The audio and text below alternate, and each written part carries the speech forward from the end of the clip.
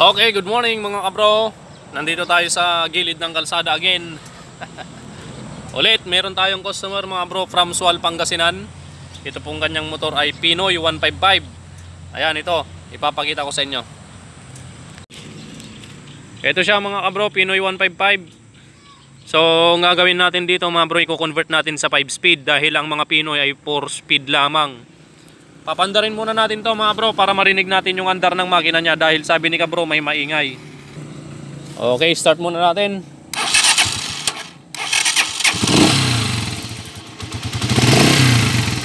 Okay, so yan po yung andar niya mga kabro. Pag nire-revolusyonan natin, mayroon siyang maingay. Di mo alam kung sigunyal bearing or timing gear to mga bro. Pero sigurado yung kanya to, maingay yung number 1 timing gear. Tapos sigunyal bearing. Yan o.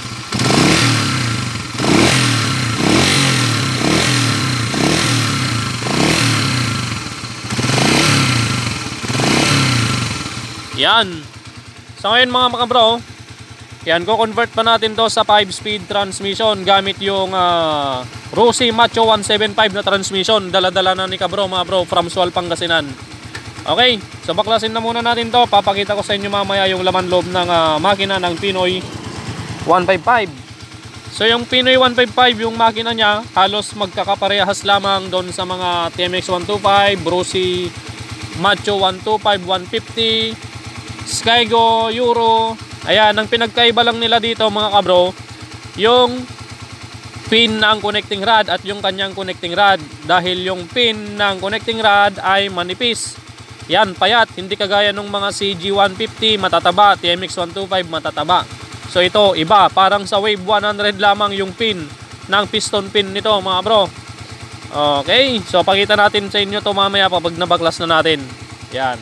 At mamaya ako nasasabihin mamaya yung mga dapat palitan dito sa kanyang makina mga bro.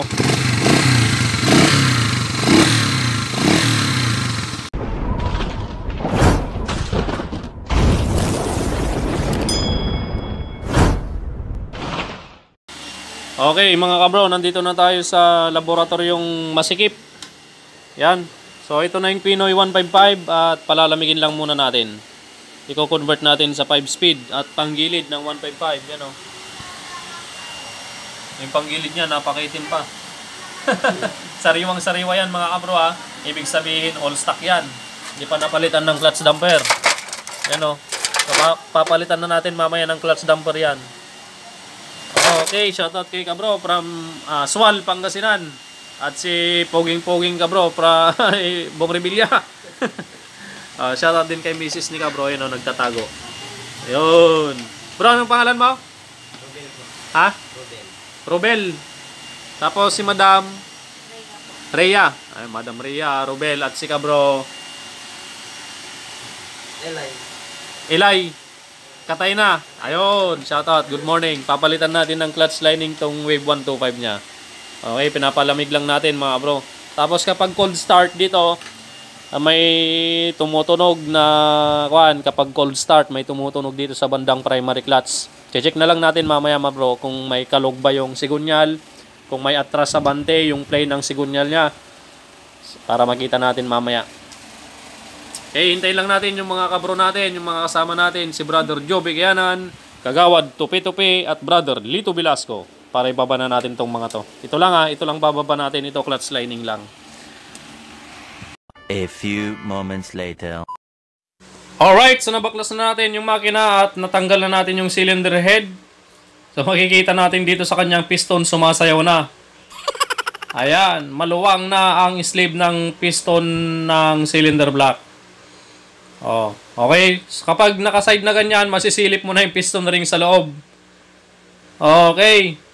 So, yun pa yung isang problema dito mga bro. Check natin yung sleeve kung may gas-gas mamaya. At kapag may gas-gas yan, sigurado paparibor na rin natin yan. At sigurado, diretso lusot na yung piston na yan. Yan. Okay, tanggalin natin yung block.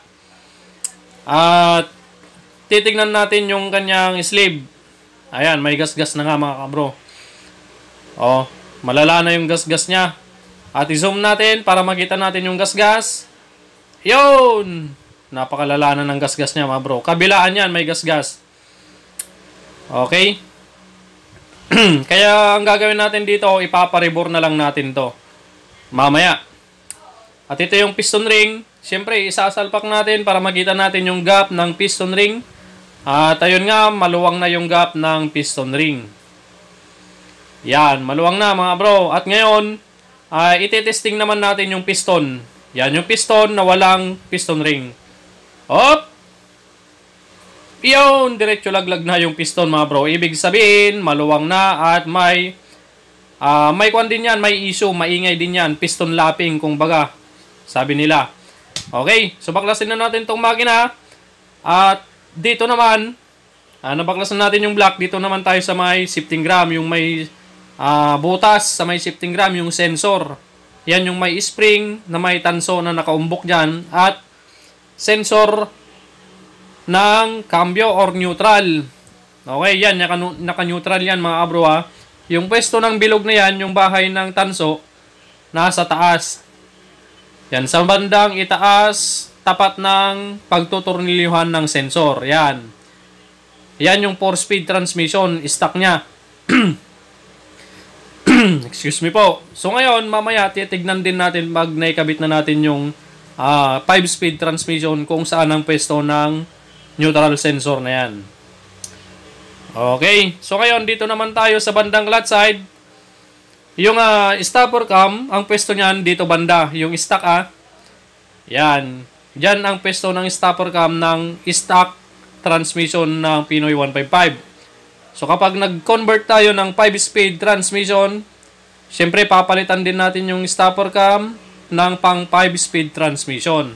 Dito na natin ipepesto mamaya yan yung stopper cam. Kapag nagko-convert ka ng 5-speed to 6-speed transmission sa mga ganitong motor, mga diffuse rod engine, yan na ang pwesto niyan mamaya. Papakita ko din sa inyo mamaya kung anong posisyon yan. Tanggalin na natin tong shifting gram. Yun. Okay, so susukatin to natin mamaya. At sigurado, magkamukha lang naman sila nung Rossi. At sigurado plug and play lang yan. Okay. So linisin na natin mga bro. Tatanggalin din natin tong oil pump na stock dahil papalitan natin ng pang 155. One eternity later. At ito na mga bro, kadarating lang natin. Napapalitan ko na ng sigunyal bearing na dalawa. Yan, dahil yung stock nito, yung sigunyal bearing niya magaspang yung ikot. Kaya isa pa yon yung maingay. At itong cylinder block na iparibor na natin, 0.25 mm. Yan, Makoto brand yung piston ring natin dito. Piston kit. Okay. So ngayon, dito naman tayo sa pin ng piston sa may connecting rod. Yan. Ipapakita ko lang sa inyo mga bro kung anong sukat nito, kung ilang mm. Yan, meron tayong digital caliper dito. Na-order natin sa Shopee. Okay, sukatin natin. Pin 13mm lang to mga bro. 13mm lang yung pin ng piston ng Pinoy 125 or 150. Yan, 13.0mm yung piston pin. Yan. Okay, nakita nyo? So ngayon, sukatin din natin dito sa lusutan ng piston pin sa may connecting rod. Yan. Okay, so 13.0mm din. Yan, sa mga TMX 125 Alpha, Rossi, EXC, nasa 14 yata yun, 14. Yan, 14mm. At okay na, napapalitan na natin ng dalawang sigunyal bearing, naparibor na natin at napa-align na rin natin yung kanyang sigunyal. Yung transmission gear na 5-speed, ito na, assemblein na natin. Yung mga posisyon ng washer bushing ay same pa rin sa pag-assemble ng transmission ng Alpha 125. Ganun din sa EXT. Yan, panggilid ng 155, stopper cam ng 5-speed. Yan yung kakabit natin mga bro. Assemblein na natin to at ipapakita ko sa inyo mamaya. Okay, dito na tayo sa transmission mga kabro. So unahin natin dito sa kickshaft niya. Yung kickshaft ng Pinoy 155, syempre meron siyang washer dito. Hindi kagaya ng mga TMX 155, wala nang washer dito na malaki. Sa mga ganito, TMX 125 Alpha, Rusi 125, Motorstar, EXT, merong mga washer na ganito dito sa may kicker. Siyempre, meron din siyang washer dito sa ibabaw. Okay? Tapos sa transmission ng 5-speed, ito siya. Same lang din sa pagbuo ng transmission ng TMX 125 Alpha, EXT 125, pare-parehas lang. Okay, yung pinag-iba lang dito, yung kanyang crankshaft. Kasi yung pin ng connecting rod sa piston, payat, pin 13 lang mga bro, 13mm lang. Kaya kung magpapalit kayo ng halimbawa, ang papalit kayo ng cylinder block ng CG150 ay hindi pwede yung kanyang piston at piston pin kasi payat to. Yung CG150 malaki, mataba yung piston pin nito. Okay? Kaya kung nagbabalak naman kayong mag-convert ng 175 or 200cc sa Pinoy 155 or Pinoy 125, hindi nyo pwedeng palitan lang ng connecting rod to kasi manipis to. Yan. Kapag nagpalit kayo ng sigunya ay ng connecting rod ng CG 175 or 200cc, hindi pwedeng palitan dito kasi mataba, makapal. Kaya kapag pinalitan nyo ng connecting rod to ng CG 175, itong sigunyal mo, crankshaft, lalapad yan, kakapal. Tapos kapag sinalpak mo, hindi mo na may tatakip yung kabilaang crankcase. Kaya kung magko-convert ka na 175 to 200cc, sa Motopos Pinoy 155, 125, dapat palit buong crankshaft. Para magkaigay yung cylinder block CG150, CG175, CG200. Buong crankshaft papalitan mo. Okay. Sa pagsalpak ng transmission, walang pinag-iba, walang pinagbago mga bro sa transmission ng TMX 125 Alpha at mga Rusi. Ang pinagkaiba lang nila, 4-speed lang yung Pinoy 155 at Pinoy 125. Okay, yan yung transmission niya. Yan. Oh, simbolin muna mga bro. Shoutout kay ka bro. From Sual, Pangasinan. Malayo-layo yung biyahe mo ka bro ha. Maaga silang dumating kanina. At si Madam Beautiful. Ika bro. Ayun, si Pong Revilla. Okay, ayun na, palit lining lang. Tapos, langis. At yung kanyang wala na. Ayun, medyo may side play na yung kanyang sigunyal. Kapag hinahila mo, tinutulak mo, meron ng kalog. At tapos, up and down, meron na rin konting kalog. Kaya, sa susunod daw, papa-overhaul ni ka bro para may paayos natin yung sigunyal niya. Papalitan natin ng dalawang bearing yan. Wave 125. Clutch screw. Okay, mag-assemble na tayo ha. Okay, dito na tayo sa bandang clutch side mga kabro. Ayan, so makikita nyo itong kanyang stopper cam. Diyan ko pinesto sa ilalim ng oil pump. Ayan, kanina yung pesto niya nandito. Pero yung stopper cam na yan kasama din ng transmission ng Rusi Macho. Rusi Macho to no bro? Transmission ng Rusi Macho 175. Yan, stopper cam at yung star ng shifting gram. Pati itong cambio axle kasama niya yan. Okay? Oh. Yan yung pwesto niyan. Pag nag-convert kayo ng 5-speed or 6-speed, yan nililipat yung stopper cam. Okay? Yan. Oil pump ng 155 na rin to mga bro. Papalitan natin ng pang 155 na panggilid. Labas mo ang ngipin mo.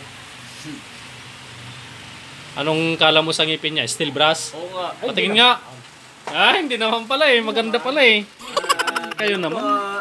Ayun po si Kagawad mga kabro. Sa mga viewers namin dyan. Magandang po tanghali. Gandang tanghali po. At saka kaila kuya yung galing sa yung kasama ni ate. Sa Sual, Pangasinan. Ayan.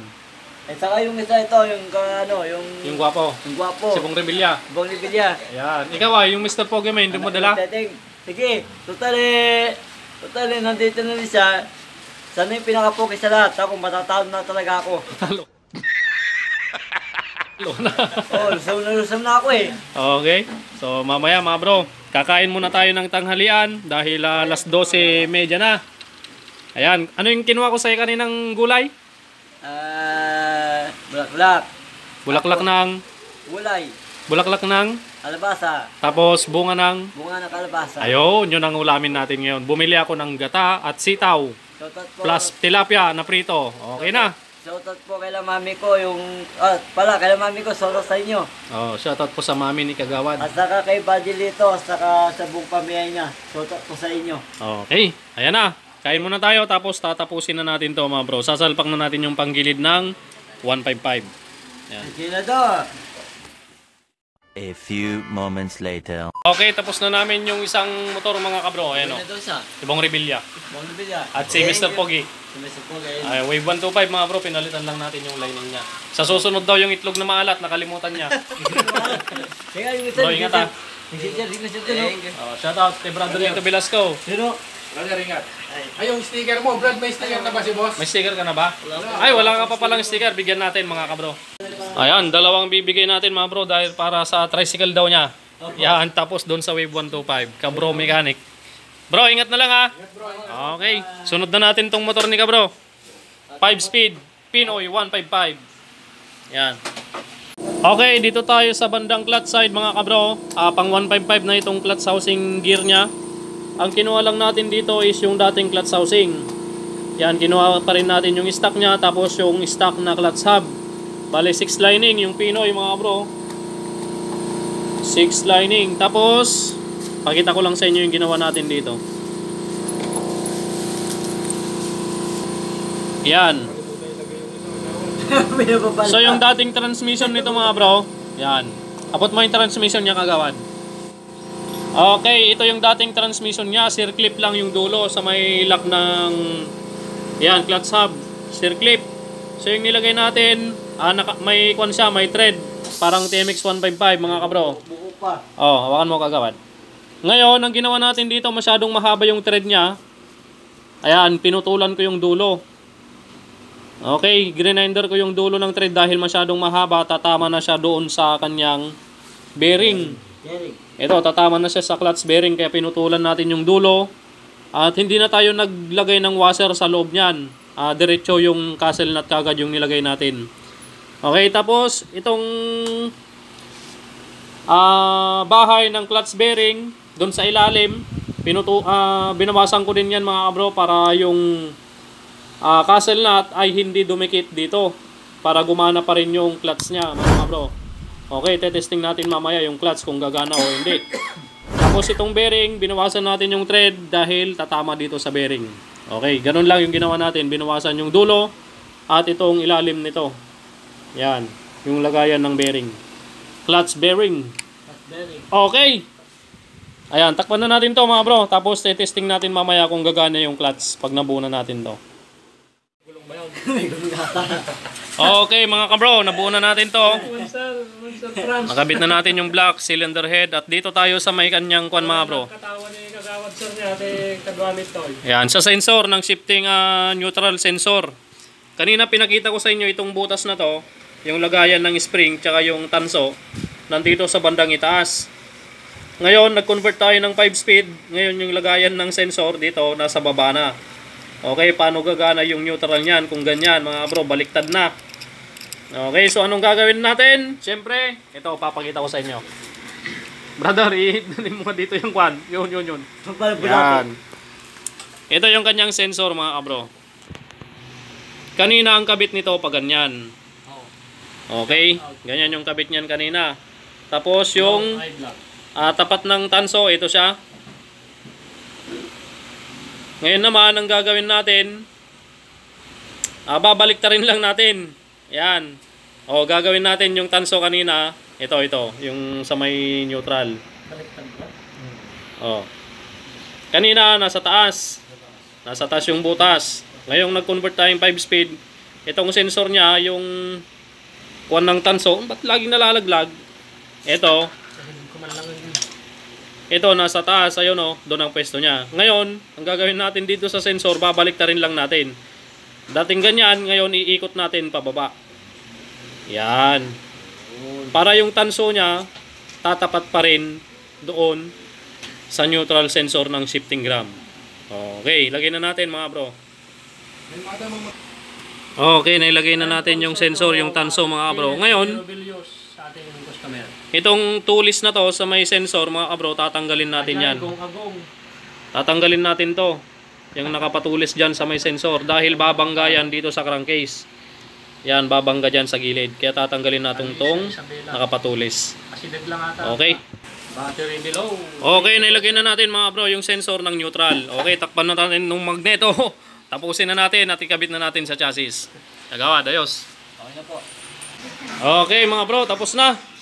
Pinoy 155, 5-speed conversion plus panggilid ng 155. Panda rin na natin.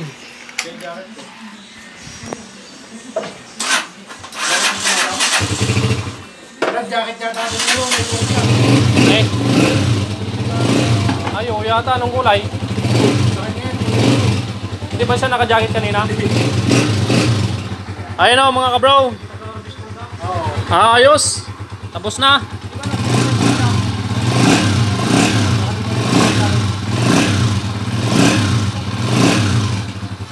Okay, testing na natin yung cambio, 5 speed bro.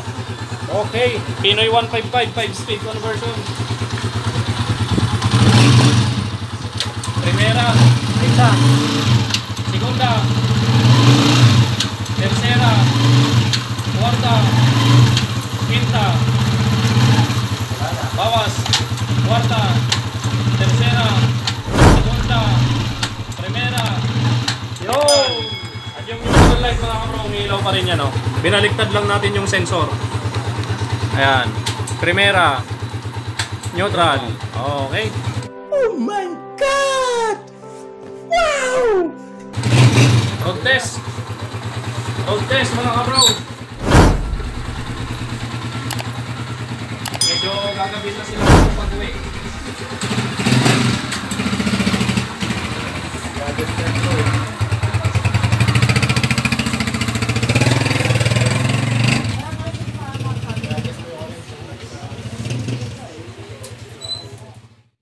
Okay, uwi na sila kabro. From Sual, Pangasinan mga kabro. Ingat bro, break in lang. Bagong rebor.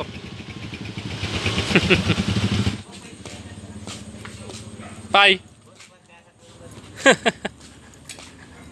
Padi ka sana iti asidigya. Taman. Ayun, nasideglaw na niya.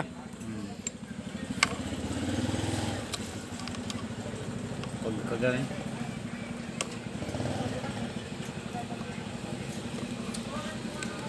Ito.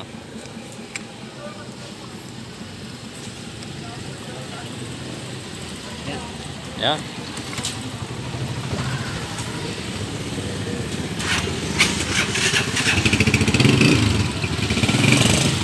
Okay, na-adjust ko lang saglit yung kable niya mga kabro, yung clutch cable. Shoutout kay Don niya. Bro, ingat ha. Yan. Okay, Pinoy 155, kinonvert natin sa 5-speed transmission gamit ang Rossi Macho 175. Kinonvert na rin natin sa panggilid ng TMX 155. Okay, maraming salamat sa inyong panonood mga kabro. Pagpalain kayo ng Panginoon.